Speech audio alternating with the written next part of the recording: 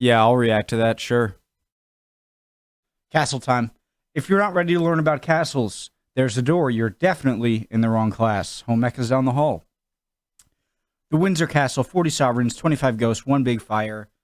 Merry Christmas, everyone. Happy December. My name is Connor. I'm from New England. I like to learn about things. Let's get started.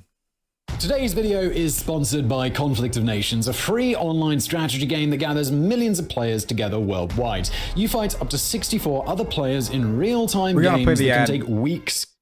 If you skip through, you skip through, but anything I can do to help out the channels that I'm allowed to react to complete. The game's set in the early 21st century and features modern-day weapons and technology. The link that'll help them out is in the description. Define your own strategy, make sure to click it if you play the game. Armies by combining dozens of different types of infantry, tanks and planes, and fight for world domination in a challenging PvP environment. If real-time modern warfare sounds like your kind of game, you can join a huge community of millions of players, both in the game and on Discord, and use your diplomatic skills to forge alliances with other players. Everything is fully optimized for cross-platform gaming. Play with the same account on both PC and mobile. So if this sounds like your kind of game, click the link in the description below and jump into a game of Conflict of Nations. And as a special bonus, you guys will receive a special gift when you sign up using my link, where you'll snag 13,000 gold and a month of premium subscription for free. So click the link in the description, choose a country, and fight your way to victory in epic real-time battles. See you on the battlefield. Let's go. Hey, phones away. Phones, even if you're washing on one, away. You'll get them at the end of class. If you have to associate the British monarchy with the building, you're most likely to picture Buckingham Palace. Located in central London and fronted by the iconic balcony, the royal residence has been at the center of both historical events and tabloid. It's pretty cool, but it also looks like there are some American buildings. There aren't castles in America, and I want to see castles. Worthy scandals, but the history and longevity of that landmark pales in comparison to today's destination. Located 23 miles west of central London, this royal palace is the oldest and largest still occupied castle in the world. This is the fortress to which the royal family owes its name, and the home of 40 monarchs and 25 ghosts, apparently. It has been the background to bitter sieges, power struggles, legendary jousting tournaments, a devastating fire, and more recently, the funeral of Prince Philip, Duke of Edinburgh. So join me today for a historic tour of Windsor Castle, going all the way back to 1066 and the Norman Conquest.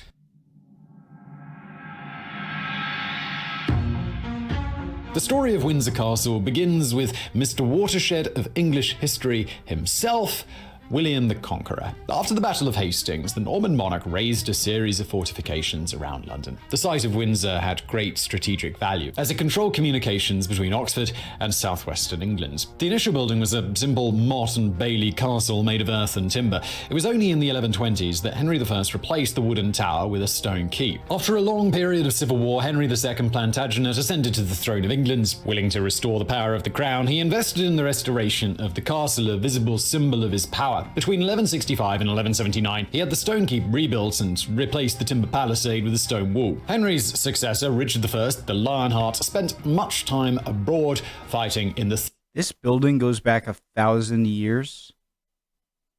Third Crusade. His brother John took the occasion to seize power and Windsor Castle. When Richard died in 1199, John rightfully inherited the crown and Windsor Castle, which he must have fancied a lot. It was not far from here, in fact, at Runnymede, that he signed the Magna Carta on the 15th of June 1215, pressured by his barons. These nobles were still unhappy with John's rule, so much so that they invited Prince Louis of France to invade England. The rebel armies besieged Windsor Castle. Magna Carta made it so the king couldn't just imprison anyone he wanted, right? Or something like that. Between June and September of 1260. But the castle held out thanks to the valor of Constable Engelard de Signon. Peace was finally achieved in October thanks to King John's masterful strategic move, his death. The keys to the castle now went to Henry III, who upgraded the fortress to a more hospitable palace for his queen, Eleanor of Provence. But little did Henry know that he would be facing a barren rebellion too. In 1263, his son Edward was caught off guard by the uprising while travelling out of London, so he sought refuge in Windsor Castle. So, time for another siege then. The blockade was commanded by Simon de Montfort, the rebel leader who conquered the mighty keep on the 26th of July, 1263. 2 years later, though, Henry III had given a good spanking to the naughty barons at the Battle of Evesham, and was able to reoccupy Windsor. The castle remained largely unused for the following decades until King Edward III was born there in 1312. This monarchy clearly had a strong connection with the fortress and invested heavily into So Edward II, was that Longshanks? it. In 1344, he organized a massive joust at Windsor, inspired by the Arthurian legends of which he was fond. On that occasion, he had the inspiration to resurrect the Knights of the Round Table. He ordered for a circular building 200 feet across to be erected in the upper ward of the castle. This would be the seat of a new Order of the Round Table, which would welcome 300 noble knights. But Edward's chivalric dreams clashed against that money-sucking, attention-grabbing nuisance that was the 100 Years' War with France. When he returned to the idea in 1348,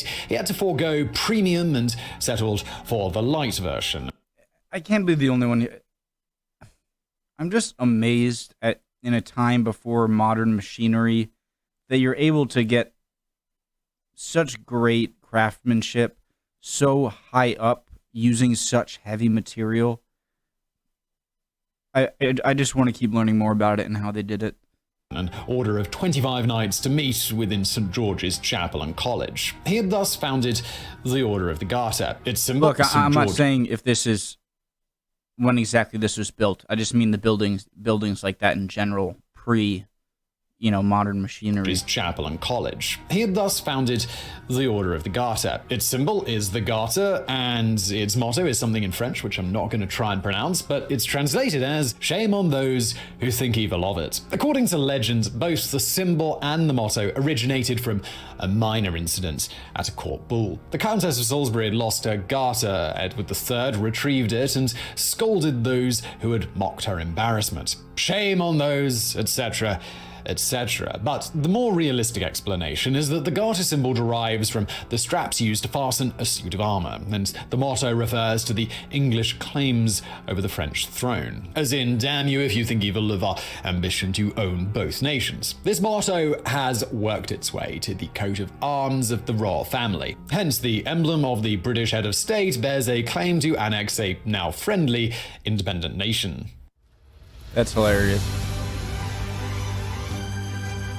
The castle was next violently contested during the civil war between the Royalists and Parliament in 1642. Cromwell? As Charles I's Cavaliers controlled Oxford, Cromwell's Roundheads feared an advance on London. Thus, they launched a preemptive strike and occupied Windsor Castle in October to block the Royalists' path. Cavalry commander Prince Rupert of the Rhine laid siege in November 1642, but he was unsuccessful, and the castle remained in Parliament's hands until the end of the war in 1651. Apparently, the Roundheads had a whale of a time at Windsor. They looted St. George's Chapel on 2 occasions, seizing the treasury first and later returning to strip lead from its roofs. They even ate 500 deer from the Great Park. But they also held prisoners there. When the prisoners complained about the lack of beds, Parliament troops replied that they could have them, of course, but at their own expense. Besides hunting, the rebel troops used the Great Park to better effect as a training ground. This is where 21 regiments of the notorious New Model Army were first drilled.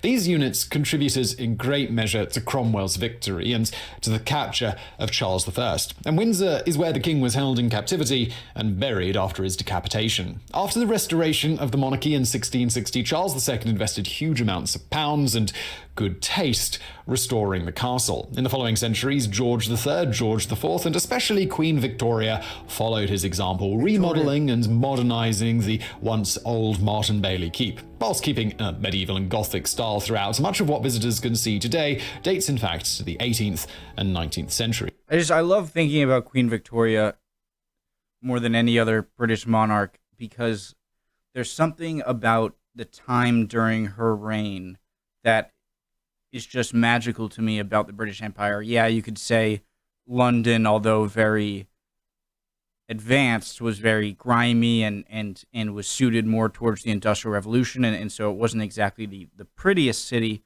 but that to the objectively pretty. But to me, I don't know what it is. Just thinking about like that kind of a great Christmas Carol, like the London that is portrayed in like the Christmas Carol. Something about that, the 1800s British Empire, is just magical to me, and I want to learn as much as I can about it. and I can't really explain it. It's just so fast. I love thinking about it. By the start of the 20th century, Windsor Castle had become a luxurious palace worthy of being the primary residence of the House of Saxe-Coburg and Gotha, the British royal family with a not-so-British name. Naturally, at the height of World War I, King George V felt the need to change the name of his dynasty to a less Germanic one, and so it was that the House of Windsor was born. When World War II, a less You look exactly like your cousin Tsar Nicholas. Germanic one. And so it was that the House of Windsor was born. When World War II broke out, King George VI picked Windsor Castle as the safest place to evacuate his own daughters. It was rumoured back then that the Luftwaffe had orders to spare the castle as Herr Hitler had picked it as personal residence after an invasion of Britain. More realistically, Windsor had little strategic value to the German Bomber Command. In any case, just like hundreds of thousands. You guys ever seen those photos of Hitler where he's like, what's so funny to me is that you can tell he was so sure that, like, he would win and, like, the Germans would be around for 1,000 years that, like, it seems like he was already thinking about, like, what sort of stances does he see Napoleon or Julius Caesar in, and is, like, trying to, like, recreate his own thing. And am I the only one who... Okay, sorry. Hitler had picked it didn't work out well. Personal residence after an invasion of Britain. More realistically, Windsor had little strategic value to the German Bomber Command. In any case, just like hundreds of thousands of other young evacuees, Elizabeth and Margaret... I think she's very pretty when she was younger. ...left London for the safety of the countryside. Windsor's windows were blacked out, the chandeliers removed, and the bedrooms were relocated to the underground vaults. It was from the halls of the castle that Princess Elizabeth delivered her first public speech in October 1940. It was an address to the children of the Commonwealth broadcast by the BBC and followed by more morale-boosting endeavours. Newsreels depicted the princesses as they joined the Dig for Victory campaign, growing their own fruit and vegetables in the castle grounds, and in April 1942 Elizabeth carried out her first public engagement as a recently appointed Colonel of the Guards. She inspected the Grenadier Regiment on duty. At that time, she had just turned 16, and the appointment was clearly an honorary one. But the future Queen would receive proper military training 3 years later when she joined the Auxiliary Territorial Service as a trained driver and mechanic. In between those military engagements, the royal princesses staged a string of theatrical productions in Windsor intended to raise money for charity. It was during a production of Aladdin in December of 1943 that friends and family first noticed a spark. Is that Prince Philip? Look at you, dapper young man, you. Between Elizabeth and future husband Philip of Mountbatten. It was only fitting that the two would spend their last... Does his family have like a weird... Because he was from Greece, right? Prince Philip, Greek royal family, and his family had German ties, and so when he was married to Elizabeth, was his family kind of like torn between German and English sympathies in World War II or something like that? I heard. I'm not exactly sure. I don't know. Stays together in those same halls. Okay. Ghosts. A castle so full of history is bound to be riddled with all sorts of unwanted, ghostly guests. Paranormal enthusiasts claim that there are at least 25 ghosts roaming Windsor. One of the most common apparitions is that of a lady dressed in black haunting the Queen's Library. One of the first recorded sightings took place in February 1897, the witness being Lieutenant Carr Glynn. Glynn noticed the resemblance of the lady with the portrait of Queen Elizabeth I, so was the first... I swear this time period must have been huge for ghost enthusiasts or whatever, because I feel like so many ghosts are like, oh, they died in 1896, they died in 1915, they died in 1900. It just seems like so many ghosts. If they were ghosts, you would think they'd be from every time in history. Don't get me started on ghosts. Glynn noticed the resemblance of the lady with the portrait of Queen Elizabeth I. So, was the first spirit the Virgin Queen returning a book to the library with 3 centuries delay? Sure. Probably not, because ghosts aren't real. The apparition of Elizabeth... What? Take it back. The first was confirmed decades later by members of the royal family. King George VI saw her on 8 consecutive nights before the beginning of World War II, and his daughters also had run-ins with the black-clad spectre during the early years of the conflict. Other deceased royals to have apparently graced the corridors of Windsor, Henry VIII the Beheader and Charles I the Beheaded, who are both buried in the castle and have made their guest appearances. Henry VIII has been spotted by numerous witnesses dragging his feet and moaning loudly loudly in the cloisters. He appears agitated, screaming in agony or fear, maybe because he has to share the afterlife with his vengeful second wife, Anne Boleyn, haunting the Dean's cloister. Whoa, did she like shave down the middle of her head? As for Charles I, he has some very good reasons to walk the earth in spiritual form. Sometime between 1820 and 1830, King George IV and physician Sir Henry Halford visited St. George's Chapel. George IV. I don't think I've ever heard of this guy or seen him. His face is not familiar whatsoever. I very much want to learn. I'm going to, just so I don't forget, after this, I'm going to look him up. And opened the tomb of Charles I. The king wanted to peek at his predecessor's face, and Sir Henry wanted to draw a portrait. However, when the tomb was opened, the change in atmospheric pressure caused King Charles's eyeball to explode, and so it was the poor George was squirted with a generous helping of decomposed eyeball. Brilliant. That would be enough to enrage any revenants on. I thought. Okay. Top of that, the king and Halford removed Charles's cervical vertebrae. The macabre souvenir was kept in the royal family until Queen Victoria had it reinterred. And speaking of Victoria, how could she miss this regal pageant? I wonder if they just like placed it back in the box, or if they like had to put the vertebrae back like a Lego piece. Of phantoms, her descendant Victoria, King Edward. my favorite. She's my favorite monarch. And speaking of Victoria, how could she miss this regal pageant of phantoms? Her descendant, King Edward VIII, and his lover, Wallis Simpson, had plans to renovate the castle grounds. Their designs involved removing trees planted by Queen Victoria. I don't want to make it sound like I'm a Queen Victoria expert. I'm far from it. I like the time period that she ruled over. Victoria and Prince Albert. Legend has it that the poor gardeners in charge were scared off by the apparition of Victoria, waving her arms and moaning loudly.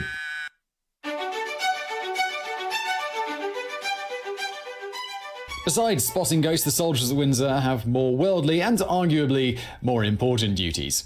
Definitely more important. Protecting the castle and its more prestigious occupants, the royal family. The forces on duty at Windsor belong to the household troops, better known as the Guards, who have protected the sovereigns in their residences since 1660. The Guards include 5 infantry regiments and 2 regiments of the household cavalry. The 1st Infantry Regiment was formed in Bruges in 1656 as bodyguard to the exiled King Charles II. In July of 1815, they started wearing the distinctive bearskin cap and adopted the moniker of Grenadiers. Since then, they have distinguished themselves in all major conflicts involving the UK, most recently in Afghanistan. The Grenadiers wear a tunic which may look the same as all other regiments, but if you look closer, you'll notice that their buttons are evenly spaced. But, I mean, what's so special about that? Well, let's take a look at the 2nd Regiment, also known as the Coldstream Guards. Their buttons are spaced in 2s. See the pattern? The interesting fact is that the Coldstream Regiment was created 6 years before the Grenadiers, so they should really be the 1st Regiments. In fact, their motto is second to none. And the Coldstreamers have a rich history of service abroad, fighting in numerous battles in both world wars and suffering tremendous casualties. So now for the 3rd Regiment, whose buttons are obviously spaced in groups of 3s. They are the Scots Guards, founded in 1642. So that makes them 8 years older than the Coldstreams and 14 years older than the Grenadiers. But they are the 3rd, not the 1st, because they were incorporated into the household troops only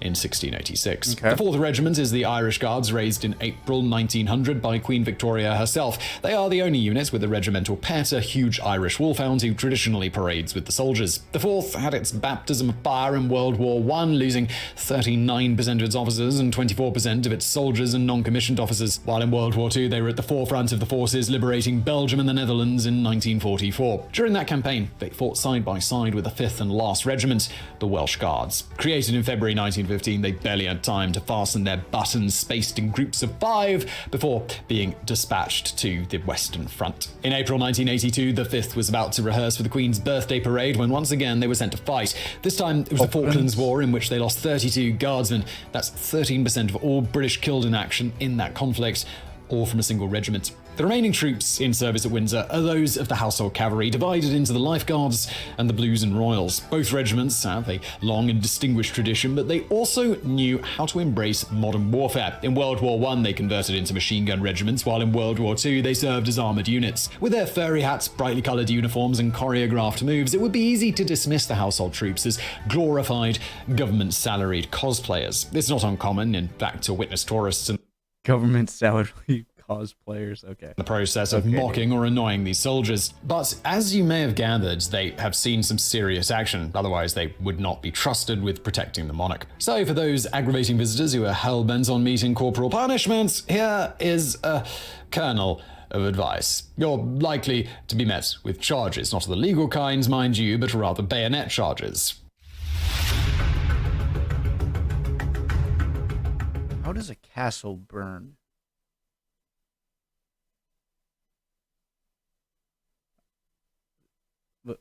As reliable as these guys may be, even they could not prevent Windsor Castle from almost complete destruction. Some of you will be old enough to remember it. It was the... Obviously, there's got to be wood inside the castle. That was a dumb question.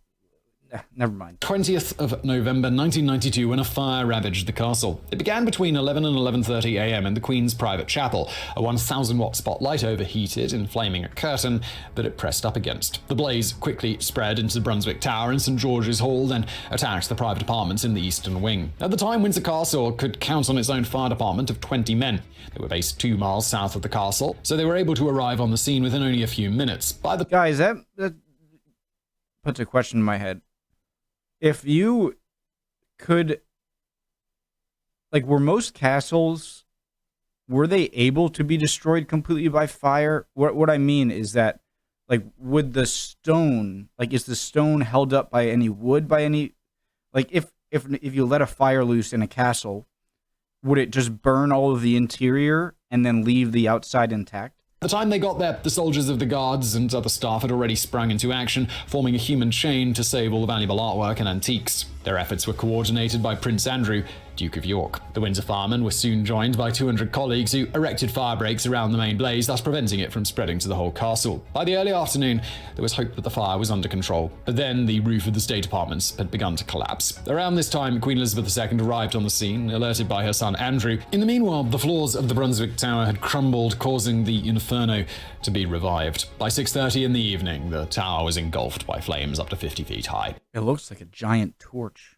A half hour later, it was the turn of the roof of St. George's Hall to collapse. Luckily, no more structural damage was suffered. The main fire was under control at 8 p.m., but the last flames were finally extinguished only by 2:30 a.m. It had taken the efforts of 225 firemen, 100 household guards, 145 members of staff, 125 building contractors, 1 duke, and 1.5 million gallons of water. But the battle to kill the blaze and save Windsor's artwork had been won. It was time to take stock of the damage. 9 principal staterooms have been destroyed. At least 100 more were severely damaged, equivalent to a fifth of the castle's area. And most of the artwork had survived unscathed. Luckily, most art pieces had been removed from the halls in the days before the fire due to some rewiring work. But the human chain of soldiers and staff had a mammoth task, working for hours on end. They salvaged some 300 clocks, hundreds of miniatures, thousands of manuscripts, fine porcelain collections, and paintings by Van Dyck and Rubens. I expect they groaned at the thought of transporting by hand entire sets of solid 18th century furniture, but they did. And somehow they even carried on to the quad a 150-foot table and a 120-foot long carpet. The morning after the fire, the big question on everyone's minds was, who's going to pay for it all? In a normal household, the answer the public, right? would have been the insurance. But the problem was that Windsor Castle and its contents were too valuable to insure, and technically the castle was owned by the state, not the monarch, so should the government have to pay for the restoration? Some MPs, backed by most of the media, debated that the Queen and the royal family should have footed the bill, as it was an official residence after all. Elizabeth II was presented with a refurbishment quote of almost £40 million. It's no wonder she later described 1992 as her annus horribilis, a horrible year indeed, marked by royal scandals and the Great Fire. Nonetheless, the Queen decided to pay. She put down £2 million in cash and raised the additional funds by opening Buckingham Palace to the public. Finally, the royal family set up a trust for private donations via the Queen's Bank, Coots. With the pounds pouring in, the restoration work kicked off, and it was completed in November 1997. Oh, that's so beautiful. Look at that. And people get to live in this. So I really hope you enjoyed this video. Thank you again to Conflict of Nations for sponsoring. Your amazing beard. I wish I could have one. I cannot grow one. This is pretty much the extent. Yep. See you guys next time. That was awesome. I'm going to watch some more. See ya.